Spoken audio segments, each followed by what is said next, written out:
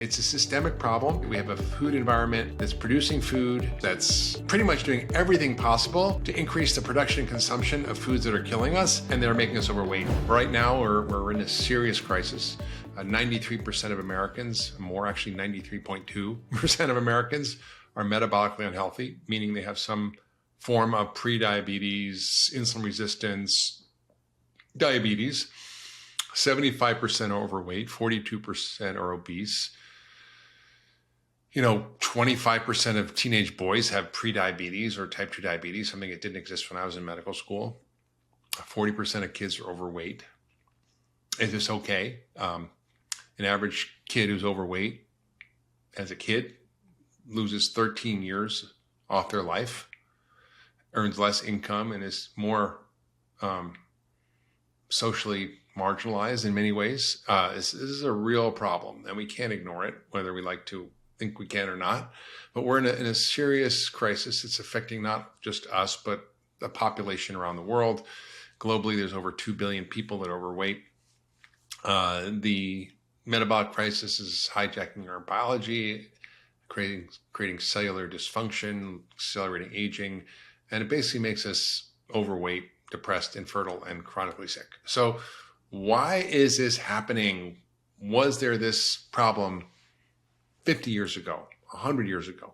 When I was born, a little while ago, I'm 63, but when I was born in 1959, 5% of people were obese. Now it's 8 times that, 42%. How could that be genetic, as some scientists suggest, that, obesity is genetic. It runs in families. Well, not necessarily. In fact, Christakis' work out of Harvard showed that you're 171% more likely to be overweight if your friends are overweight than if someone in your family is overweight. Think about that. It's the social framework that we live in, the peer pressure, the environment, that actually determines so much of what's going on in our biology. And what's really changed over the last 50 plus years, 60 years, is the food industry. Big food has basically taken over our food supply, has produced over 600,000 ultra-processed foods full of sugar and starch and chemicals that damage our metabolism. And that we're literally sacrificing the next generation without really taking this problem on head on. So we're going to talk about all these things today. We're going to talk about the science of metabolism and weight loss. Why weight loss is not just about calories. It's about quality and quality of the ingredients and quality of the food and the type of macronutrients and the other compounds in food. So I think, one of the things I want to sort of say at the outset is that, if all calories were the same, then, and weight loss was simply a matter of eating less and exercising more, then if we all follow that advice, we'd lose weight, which we don't. And secondly, that advice is actually very destructive, because it implies that if you don't eat less and exercise more, there's something wrong with you. It blames the person who's overweight for being overweight, which is a phenomenal, awful, horrible framework for thinking about obesity. Because it has nothing to do with biology. It's not your fault if you're overweight. Now, yes, you make choices and you have personal choice, and you can choose to exercise or you can choose to eat differently. And that's all for sure within our personal choice. But the problem is, if you live in a toxic nutritional wasteland, it's very hard to make the right choice. If your whole environment and society is set up to eat more and exercise less, well, that's going to be the default of what you're going to do. Now, you can always overcome that, but it's really hard for many people, especially those who are underserved, who live in food deserts, who have challenges accessing healthier food, to actually do the right thing. But even if we all wanted to do the right thing, and I think most of us do, even if we try to do the right thing, there's a problem, which is that the calories that we're eating are very different than the calories we used to eat. They're extremely high in refined products, ultra-processed food. If you eat ultra-processed food, it will actually drive your appetite up, and the average person who's given an unlimited food to eat, processed food or whole foods, eat 500 calories more a day of ultra-processed food. In a year, that will add up to 52 pounds of weight gain. Just from eating ultra-processed food because it increases your appetite, because it's addictive and causes you to eat more, because we're trying to get nutrients from food that's nutrient deficient. Just like kids eat dirt when they want to get iron, we eat more food because we're looking for the nutrients, but they're just not there. So the whole idea of energy balance is complicated. It has to do with your microbiome, your genetics, your metabolism, the quality of the food, the impact on insulin, hormones. I mean, it's just a very complex soup. So just to try to say simplistically, it's all about energy and calories in, calories out. It just doesn't apply. And if you look at the science carefully, and this is not my opinion, this is work of really top experts at Harvard and other places. The energy balance hypothesis is one that's been promoted by Coca-Cola, if that tells you anything about what it's supporting. And because if that was true, right, if it's all about calories, 100 calories of Coke and 100 calories of broccoli, no difference in terms of your biology. Well, that's just an absurd notion. We know that's not true, but it's essentially what the food industry wants us to believe. It's what our government tells us. It's what our professional associations that are often co-opted, like the American Heart Association, American Diabetes Association, the Academy of Nutrition Dietetics, are all basically saying, which is really a problem. So the quality of the food you eat matters more than the quantity, and it affects everything. So food is information. You've heard me talk about this. Food is instructions, it's code. And depending on the quality of the food, will have profoundly different effects. If you have, for example, broccoli or sugar, they're both carbohydrates, but they have profoundly different effects on your metabolism and your microbiome, on your chemistry, on every aspect of your health. So we kind of have to move away from that.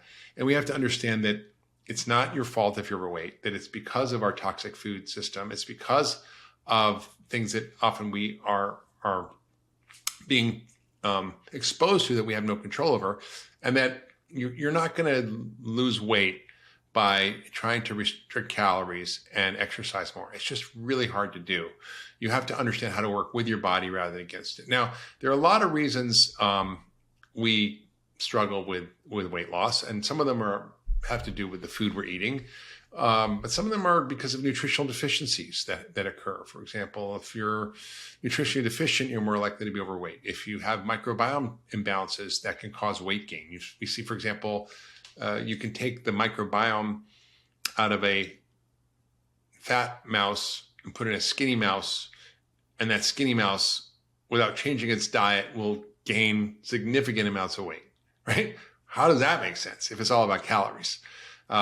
Inflammation is something that drives weight gain because it causes insulin resistance. So anything that causes inflammation, toxins, allergens, microbes, stress, all drive weight gain. Environmental toxins, we know these are called obesogens. Obesogens are compounds like bisphenol A and heavy metals and pesticides, which affect our metabolism and actually increase insulin resistance and weight gain. Hormone challenges that we have, for example, thyroid and stress hormones, sex hormones, all can affect our metabolism, our genetics also, and our social relationships. So there's a lot of things that are going on that affect our metabolism. Now, I want to sort of touch on, and I've talked a lot about metabolism. I've written dozens of books on it. I've spoken a lot about this, but I want to dive deep into some of the controversies. First is sort of just to say that and reinforce that the idea of fat shaming, the idea of blaming the victim, I think it's fundamentally wrong. And we should not do that because we understand that there are forces at work that are driving our obese nation to become more obese. And we have to deal with those. And that has to do with the structural built environment, our food environment, stresses, toxins, all the things that we don't always have control over. Now, there's a sort of a conversation out there that there's healthy at any weight, the body positive movement. It's racist to say we should be losing weight, that it's not what we should be focused on, that actually the science supports that you can be healthy at any weight. And I think I just want to address this for a minute because it's just not true. And I can say this as a practicing doctor for 30 years who's tested thousands and thousands of patients overweight, look at their deepest metabolic health, their deepest biochemistry. And, it's very rare to see someone who's overweight who's, quote, healthy, in my perspective. But there was a paper that was published pretty recently, and it was published in the Journal of Demography. It was called Sources and Severity of Bias in Estimates of BMI Mortality Association. And in English, it basically means that we found that, gee, if people at lower weights might have higher mortality, but maybe only about an increase of 2 to 5% risk if you're overweight for death, which doesn't seem like that much, right? But it's actually due to something called reverse causation. Reverse causation means that as you get older, for example, if you lose weight and your body mass index is low, there's a reason for it, right? Let's say you have cancer. Your risk of death goes up, and you lose weight when you have cancer. So that you might be very, very skinny and your mortality risk goes up. It's not because of being skinny, it's because of the cancer. This is called reverse causation. It's a well-described phenomena in scientific research. So these scientists looked at, large populations linked to mortality, over 17,000 cases over decades, looking at correlation of body weight. And then they tried to figure out, what was going on with these people? Why were they losing weight? Were they older? And so forth. So you could tell over time, because this is a national survey, the Nutrition Examination Survey, the National Health and Nutrition Examination Survey called NHANES. They track people over decades. And so you can say, okay, well, this person was healthy weight, and then they lost weight, and then they died, right? So you can kind of see that this is really changing our idea of what it means to be overweight. In fact, their estimates were up to 90% increased risk of mortality from being overweight, not 2% or 5%. So this kind of changes the conversation from the healthy at any weight conversation. That's not to say we should be blaming the victim, as I said, but that we should be really thinking about, what's really driving this and what's causing it, and how do we start to try to rethink this.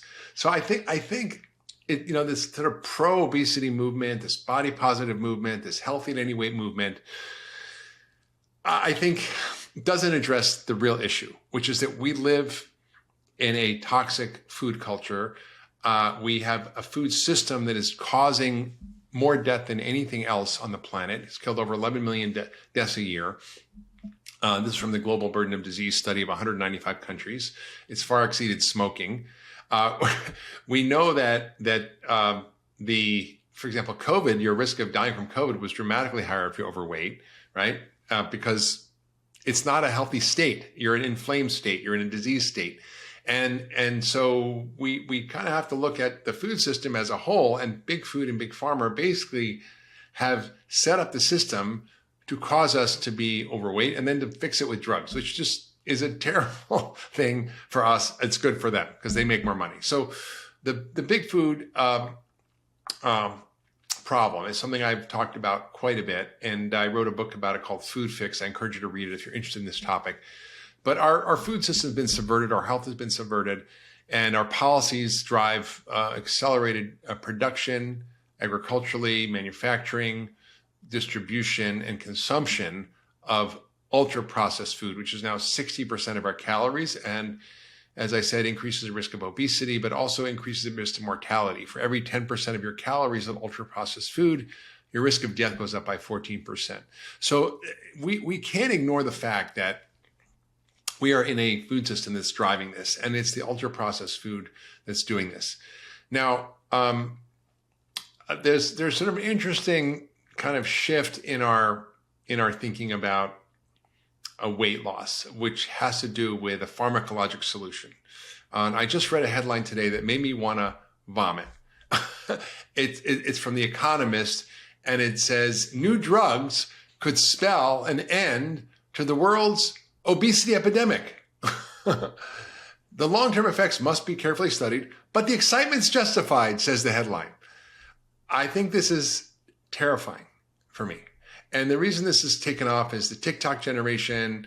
It's the the social media advocating for drugs for obesity by celebrities. And what I'm talking about is Ozempic and Wegovy, and another drug that's out there that's even more effective than those drugs.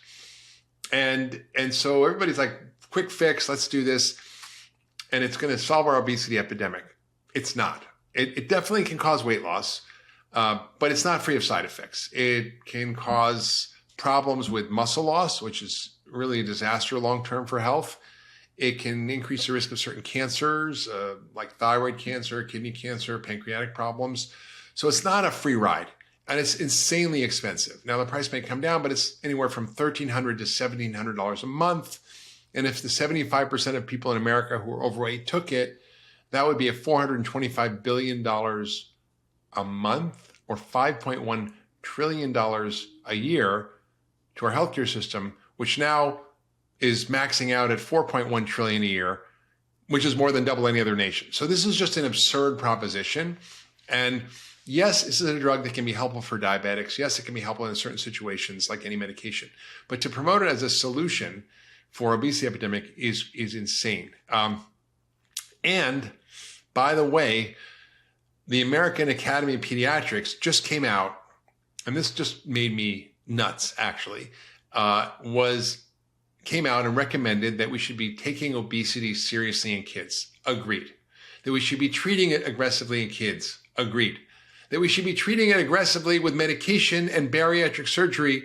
Hell no. Right?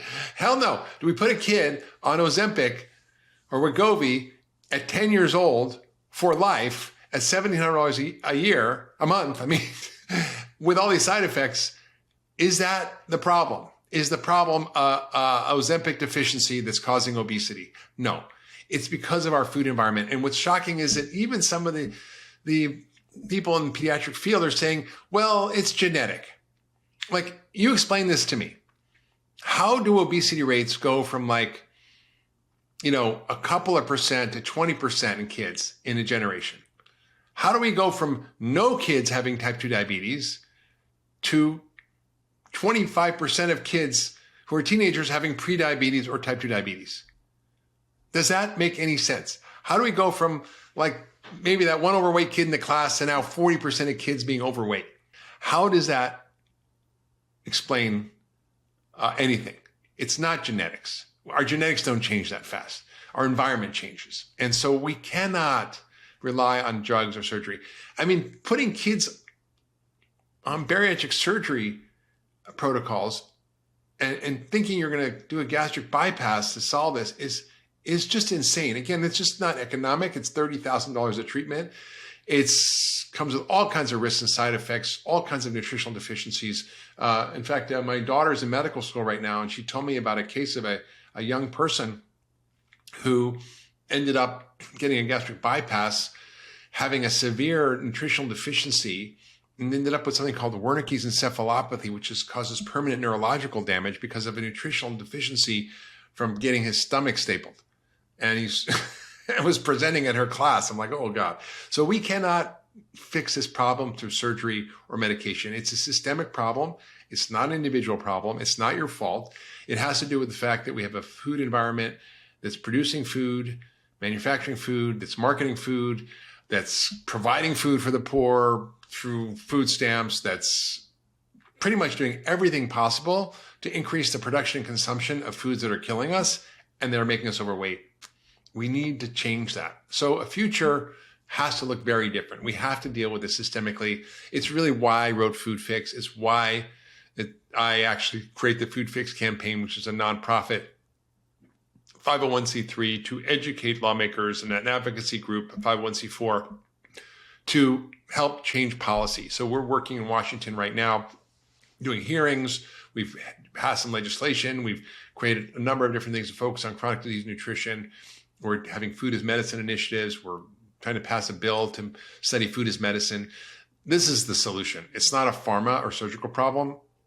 It's a social, environmental, political problem. So we have to solve this. And if you want to learn more about this approach, you can go to foodfix.org. You can get my book, Food Fix. But this is important. And I think we should not shy away from leaning into a real discussion about the causes of obesity, to face the fact that it's not an individual problem, that we shouldn't be blaming the individual, but we shouldn't be ignoring it either. We shouldn't be saying it's okay. And I think this new data from the Nutrition Examination Survey, the National Health and Nutrition Examination Survey, it should kind of raise our attention quite dramatically, because a lot of the people saying that it was okay to be overweight as a body positive movement were using other data that was really flawed. And I think this new data makes it really clear when you kind of go into the kind of fine tooth comb analysis of the data that there was other factors at play that showed that, people who were lower weight when they're older, had more mortality. It wasn't because they were skinny. It was because they were sick. And I think we have to realize that this is a massive crisis now, and we have to deal with it, and we can't ignore it, and we certainly can't medicate or operate our way out of it. If you love that last video, you're going to love the next one. Check it out here. It makes you have worse cholesterol. It worsens your blood sugar. It worsens your insulin. It creates this whole cascade of problems. It's a consequence of eating too much starch and sugar. So this cascade is really driving insulin resistance, diabetes, prediabetes,